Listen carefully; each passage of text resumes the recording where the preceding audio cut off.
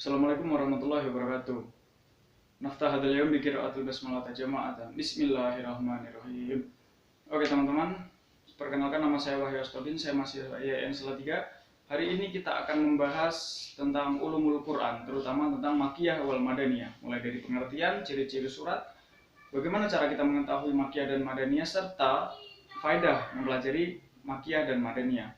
Langsung saja kita ke pembahasan yang pertama, yakni pengertian makiyah dan madaniyah. Terdapat tiga pengertian makiyah dan madaniyah diambil dari konsep dasar pendekatan yang berbeda pula. Yang pertama adalah makiyah merupakan surat-surat yang turun sebelum hijrah meskipun turunnya di luar kota Mekah. Dan madaniyah merupakan surat-surat yang turun setelah hijrah meskipun turun di kota Mekah. Selanjutnya pengertian yang kedua adalah makiyah merupakan surat atau ayat yang turun di kota Mekah dan madaniyah merupakan ayat yang turun di kota Madinah.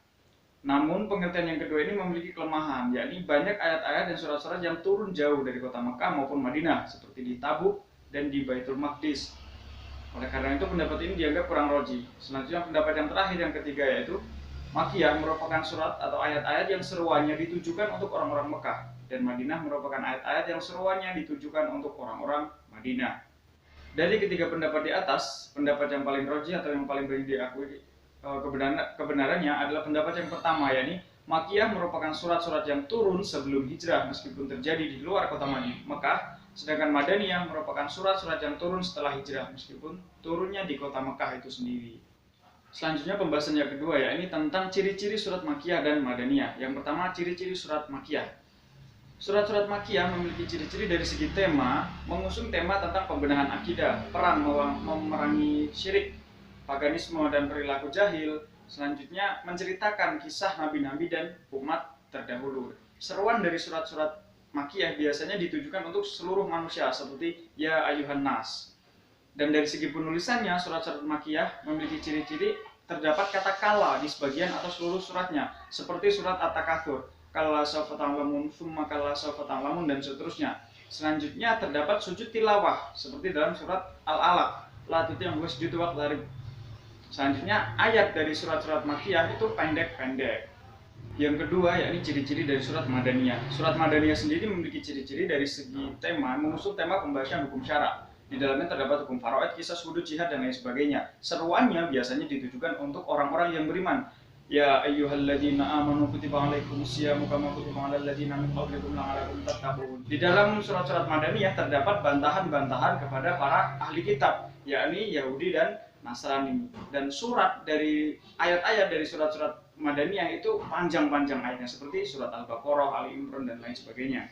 Pembahasan yang selanjutnya yakni mengenai bagaimana para ulama terdahulu mengklasifikasikan atau menggolongkan ayat tersebut masuk ke surat makiyah atau madaniyah.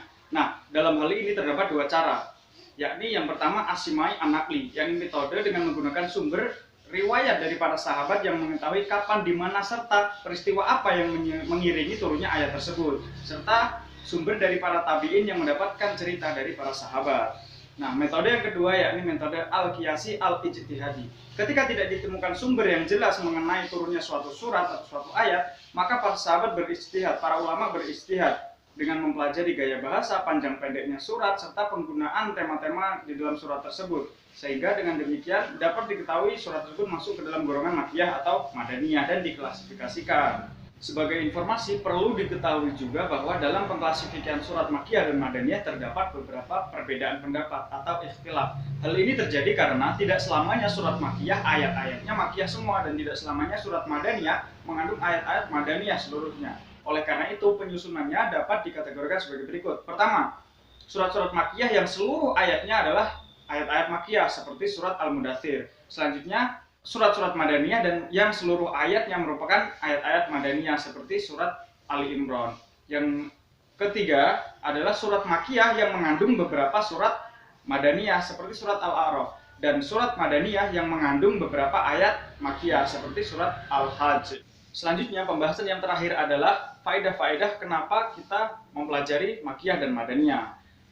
Faedah yang pertama ketika kita mengetahui makiyah dan madaniyah adalah mempermudah dalam penafsiran Al-Quran. Faedah yang kedua adalah kita dapat mengetahui sirah nabawiyah yang terkandung dalam sela-sela ayat-ayat Al-Quran. Selanjutnya yang ketiga adalah kita dapat mempelajari metode-metode dakwah yang terdapat dalam Al-Quran serta mengamalkannya dalam kehidupan bermasyarakat.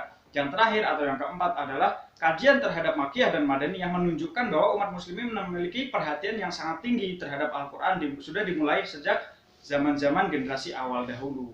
Oke teman-teman, hari ini cukup sekian pembahasannya. Terima kasih telah menonton dan kurang lebihnya saya mohon maaf. Nah, tatim hadaleo bikir atil hamdalah tajamatan. Alhamdulillahirabbil alamin. Dari saya akhiri. Assalamualaikum warahmatullahi wabarakatuh.